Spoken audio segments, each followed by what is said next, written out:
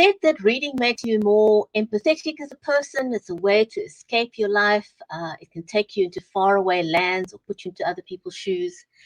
And a good read can even help you sleep better. Today, we're going to find out how the novel, The Pale Tiger by Mike Harrison is going to, and it's got a very, very intriguing storyline. So we're going to find out a little bit more about that. Don't go away. We will be right back.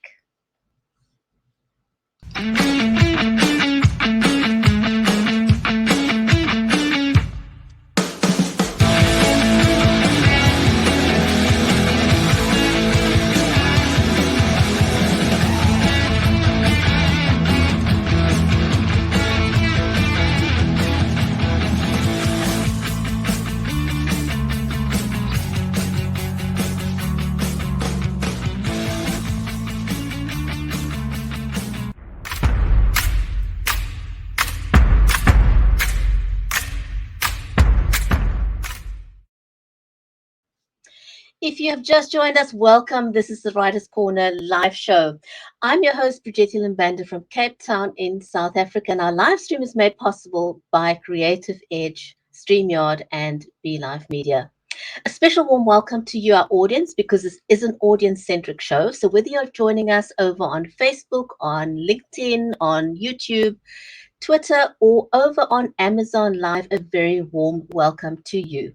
Now, I've got an eye on my phone here, so I'm watching the comments. If you want to say hello, if you'd like us to give you a shout out because it's the first time you're watching the show, we'd be very happy to do that. Now, the Writers' Corner live show has been going for well over 3 years. And if you're watching us over on Amazon and you have a look at the storefront there, you will see a whole host of books, because over the period of over 3 years, we've interviewed a host of amazing authors. But today, our featured author is going to be Michael Harrison, and he's going to tell us what's all behind The Pale Tiger. Very intriguing, so do stay with us. But first of all, let me give a shout out to Stephen, who's just joined us over on Amazon. And I want to introduce my amazing co-host, Mary Elizabeth Jackson. Mary is a special needs and disabilities advocate, and she's also a ghostwriter and an award-winning author. Her latest book is called Cheers from Heaven with Thornton Klein, and it focuses on bullying and the lessons we can learn from that and how it empowers families to grow from that experience. Mary's in Nashville, I'm in Cape Town, so wherever you're joining us from around the corner, and I know Stephen is over in the UK, so we are truly global, and I think our guest is also joining us from the UK today. So we're very, very global, wherever you are joining us from. A hearty, warm welcome. So let me just invite my co-host to the show. Mary, welcome to the show. Hi, how are you today? I'm good. Can't complain, and I'm very excited to be talking to our author today. The Pale Tiger, you can't really tell what the storyline's about, but oh my No. goodness. Yeah, it's very, what I like about it is it's very multi-layered. It's got a lot of action. It's very action-packed. Even if you just go and read the details about it, the synopsis, the reviews, it gives you already a taste of, okay, I've got to pick this book up and read it. And so I love how diverse he is. And he empowers women. So of course we like that. And we won't give too much away because we want to have him talk about it, but we're really excited to have him here. And he is in London also. So we are truly global this morning. We want to say hi to our friends everywhere. If we have friends in Ireland watching today, our friend Robert, who is one of our buddies, we want to say hi to him as well. So we're really excited to be here and love that technology brings us together this way, so love it. Absolutely. Talk about technology. One of the things that I'm very, very passionate about is helping you level up, because, we meet online now. We can't meet in libraries the way that we did before to talk about books. And so we do shows like these to highlight the story behind the story with the authors. But in order to do that, you need a little bit of technology, as Mary just said. And we both use the Logitech Brio camera. Which I can't show you because it's over there, but Bridgetti can. Yes. So, and mine is smaller than that, I think, but I love it. It's, it gives you a clear picture. It looks really fantastic. So, Yeah, so we both use the Logitech Brio. It's got a trademarked right light and HDR technology, which means you can use it in any lighting conditions. So you don't need to be a real tech guru to be able to get a great picture online. And then, of course, we both use studio condenser microphones. I've got the Samsung microphone. A condenser microphone is fantastic if you want great sound, because people will tune out if your sound is not audible. So do be aware of that. Or otherwise, you can use one of these lapel microphones if you just want to level up. And this is the Rode lavalier microphone. So that's also another option that you can use. But anyway, we want to dig into the story behind the pale tiger. So for and those of we love our British friends, don't we? Just love them. Yes. we absolutely do. So if you have never met or never heard of Michael Harrison before, he's a Cambridge lawyer who spent 30 years at the heart of the global financial markets. That's a busy And man. That was an interesting life, I am sure. yeah, and he spent time in Manhattan, in Moscow, in Frankfurt, and even in Singapore. He sounds And like a secret agent, doesn't he? he does, he Yeah, does, like he he could be a does. spy or something. Yeah. We haven't Very, even talked very to him yet. intriguing. Very Yes. intriguing. And he says he incorporates what he has learned over the years into his writing, giving it some authenticity and credibility. And I think he's achieved that with this book. But let's get him onto the show, shall we? Because no one else can tell his story better than he can. Right.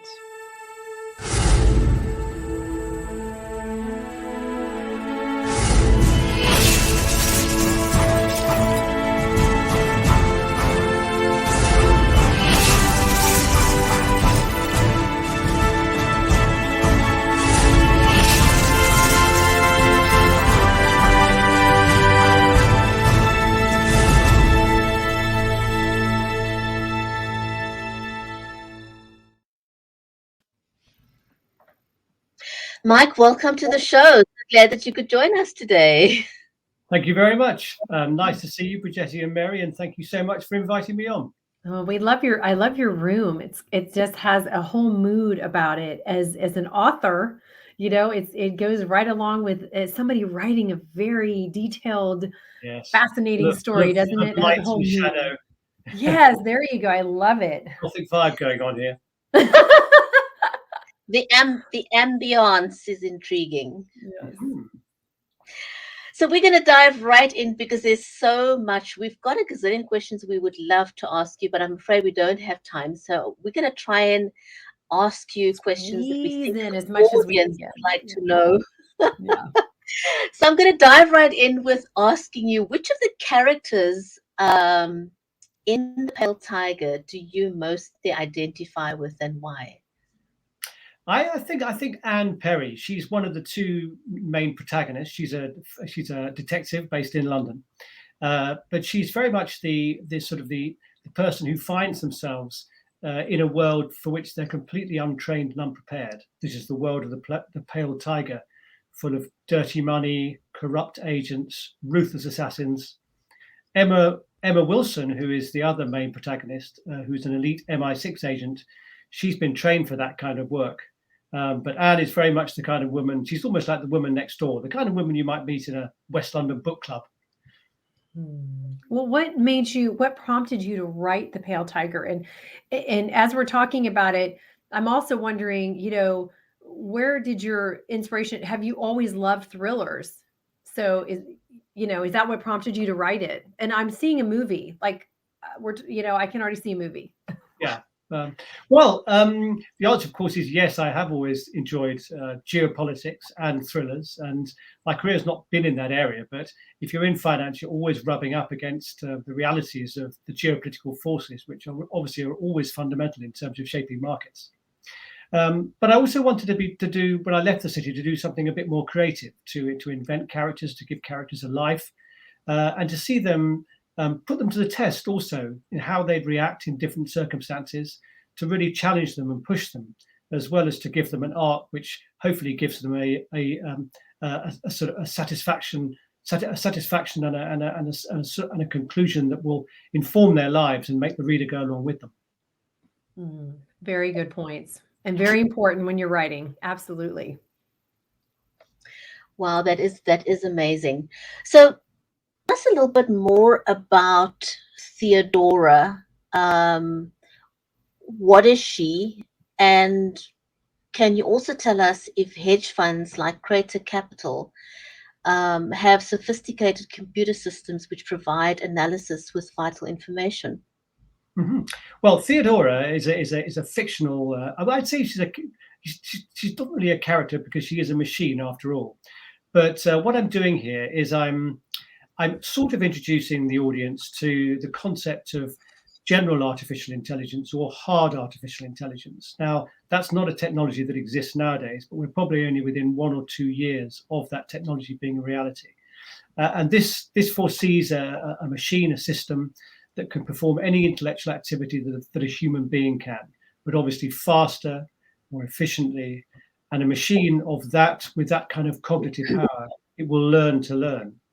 Now, there's obviously people who have divided views on artificial intelligence. Some see it as a force for good, and other people see it as something which is inherently dangerous, something which once created will have a life of its own, because us humans will never catch up with it.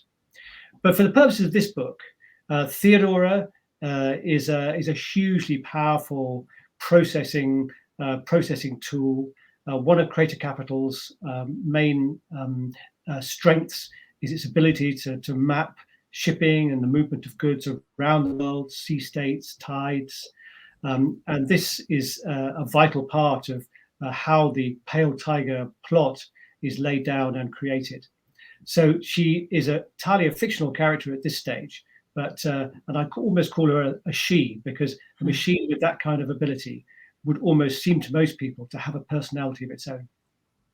Yes, absolutely. And certainly people who write films and stories give those artificial intelligence personalities, so we do see that and expect that, don't we? Yeah, very much so. And this is the future. Whether you're going to welcome it or whether you're going to sort of try and resist it, it's coming our way. So I think it's good to get your mind around it. Oh, you have to embrace that. And you've done the other thing that you've done in this thriller is embrace the power of a woman, and you've used two women in your story. And what Emma and Anne, what made you want to do that with your characters? Have them, first be both female, and second be as empowering, as opposed to maybe one's very powerful, one's vulnerable, or a weaker. They both seem like two powerhouse women. Well, I mean, given the way the story pans out, they've both got a lot to do, whether they like it or not, as it were. And I like the juxtaposition of, you've got Emma, who's, this is her sort of bread and butter. She's trained for this kind of rough work. She knows what to expect. She can handle herself. And Anne, who is, as I mentioned at the start of the program, she's an ordinary policewoman put into an extraordinary situation. So I wanted the audience to, alternately, as they're reading about and living the adventure through these two characters, to feel on the one hand, the slick professionalism of Emma and how she handles the peril she's put in, and then Anne, who has to learn a whole new set of skills just to stay alive in the murderous world of the Pale Tiger. Very, very, very exciting. Very exciting. And talking about exciting, I'd like to know what it is that you find fascinating in the relationship between the United States and China. Now, they're two powerhouses. And do you think that the fictional scenario that you portray in The Pale Tiger, do you think this could happen in life? Is possible? Well, to answer the last bit first, it very much could happen. And I like to think that when people put this book down, they could, amongst other things, be thinking, well, I wonder. As to the relationship between China and the United States, obviously this is the big question of the 21st century: how America deals with the rise of China. Now, this is obviously not a unique situation to history. History is full of examples where the rising power grates up against the sitting power. And unfortunately, history gives us a rather severe lesson in this respect, in that these kind of confrontations usually end in war. People say nowadays, that both China and America, neither side wants a war, and therefore, there simply can't be a war. But I'd caution the complacency that goes with that statement. For example, I was recently reading the news headlines from the Times newspaper for the summer of 1914, on the very eve of the First World War. And in those days, we had Germany, the rising power, grating up against the British Empire. Now, unlike today, the news headlines then were really rather amicable as regards relations between Germany and Great Britain. I mean, the Kaiser and the King were cousins, after all. And in fact, the US president, concerned about the build-up of war talk in Europe, sent a special advisor to tour the capitals of Europe. And in July of that year, Edmund House, the president's special advisor, gave a press conference on the steps of Downing Street, saying he'd spoken to all the European leaders and he can confidently assert that neither Germany, Russia, France, nor Britain desire war. And within a month, all four of those nations became embroiled in the most bloody conflict the world had ever seen. So whatever view you take on the situation, as I say, the dynamic between the US and China really should be forefront in our minds, and the need to manage that situation and to move forward into something that is something that is more like peaceful coexistence rather than a constant cycle of attritional confrontation. Yes, and we've been in a period of time for the last year and a half, almost 2 years now, of quite an incredible period for our whole planet. And for all of us to be able to see, okay, we have a playground here, or whatever you want to call it, a sandbox, we can all get along. It's the best for the whole of humanity, is what we should, would be really good for us to strive for. And to have those conversations continue,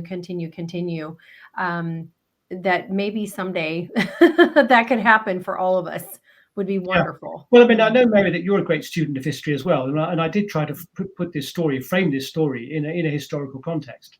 The relationship between China and America is not just a very recent thing; it has ancient roots as well. And when you stand back and really look at the whole picture, the whole question of the balance of power globally in a longer historical context, I mean, that actually gives one more sort of room for optimism, in the sense of, yes, there's been times in the past where the rising power does end up in a military confrontation with the sitting power, but it's not always the case. I mean, for example, when the British Empire was fading and the United States was the rising power, the handover of power, if you like, was a peaceful one, and the result was a productive coexistence that benefited all sides. Absolutely. So do you think that there's a possibility that in real life hedge funds could go to such extreme measures as the storyline tells us to protect their assets? That's a good question. Well, given the eye-watering amounts of money involved in this world, you really wouldn't want to rule anything out. As I've said in the past, the center of global markets, it's a strange place. It's a kind of a toxic nexus, if you like, where power and money can warp the best of ambitions and fan the worst of them. Yeah, we would love for you to read a bit from your book. Would that be okay? Of course, of All course. right. So Wonderful. let's introduce you to Emma Wilson. Yeah, will Emma you hold Wilson will you is- hold the book up so everybody can see the cover? There we go, but There we not go. hide your Wonderful. face. There. Right. So Emma Wilson, on her way to the airport, she's being sent to Hong Kong, trailing a principal at Crater Capital, a leading London hedge fund rumored to have links to the Chinese government. Her boss, Sebastian Noon, head of counterintelligence, is, depending on your interpretation, either briefing her, having a chat about this, that, and the other, or grilling her as they drive to the airport. Emma Wilson of MI6 strummed her fingers on the armrest as she looked out of the car window. The traffic around them had come to a halt, the headlights of the cars behind glinting off the raindrops splashed across the side windows. Should have taken the tube. Sebastian Noon, head of counterintelligence, consulted his watch. No need to fret. Your flight's not till 21:45. Can't miss the pre-flight briefing. She smoothed down her British Airways cabin crew skirt, ran a finger under her neckerchief. He turned towards her, his patrician features smudged in shadow. Is it as comfortable as it looks? Feel like I'm wrapped in prickly cling film. She shifted in her seat. Enough static electricity to power a small town. I think it rather suits you. And the blouse, she rolled her slender shoulders, like wearing cardboard. She pulled out her vanity mirror, checking her lipstick. And I won't even start on the hat. He gave a slight nod. Who are you, by the way? Emma held up her flight crew ID hanging from the lanyard around her neck. Noon slipped off his spectacles, narrowing his eyes. Really? She reached behind her neck, checking the pins that held the sweep of dark hair in a tight wound bob. I don't get to choose the names. Mixed blessing, I suppose. He tapped the driver on the shoulder. Do you know what the hold-up is? Nothing on the radio, sir. Just weight of traffic, I think. Sebastian nodded, bent forward, flicked a switch. The glass partitions sealing the front from the rear seats rose almost silently, slotting into the rubber seals with a click. Emma took a deep breath, staring straight ahead. He turned towards her, deep-set eyes framing his aquiline nose. Like you to be nervous, she didn't reply. Noon slid his spectacles on. What have you done with my ice-cold Emma? He gave a slight tilt of the head. You worried about working with Mackay again? Emma shrugged. 15 years ago? I don't think about it. Don't see why he would. Any contact with the man since? Haven't needed to. That wasn't exactly my question. That's good. Listening to you, it really draws us into what's going on. It's so believable, isn't it, Brigetti? I'm just like, oh, keep going. I know. I just wanted to keep going. This is good. Yeah, forget the rest of the day. I'm just going to sit here and listen to Mike read. Wow, I'm intrigued. I've read a lot through the book, but I'm like, I don't think I've read that part, but you have left us on a cliffhanger. So, anyone who's out there watching with us right now on the replay or whenever you see this, the show, you've got to go get this book. And it's gift time. It's a good time for buying books, isn't it? So, Mike, is there a sequel in the works? I mean, this book is a cliffhanger. Are you planning a sequel?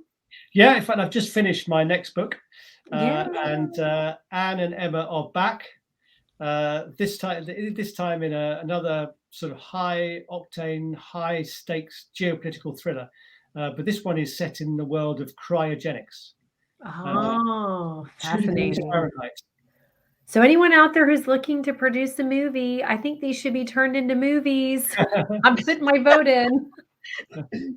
Oh my goodness, Mike, that is amazing. I mean, your storytelling is phenomenal. Do you have any tips for any new authors that are watching? Because being able to write in such a manner to have a great hook and then to be able to hold people's attention so they want to sit up all night with that cup of coffee and just can't wait to turn a page it takes a lot of skill.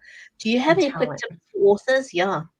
And Yeah, talent. I think it's important to get to know and to get to like your characters. Mhm. If once you find yourself with a real interest in what they're thinking, what they want to do, what they might do, the characters almost make the decision for you.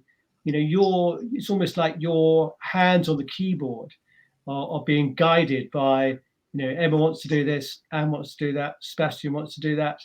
Yeah, they tell you what to do. Yeah.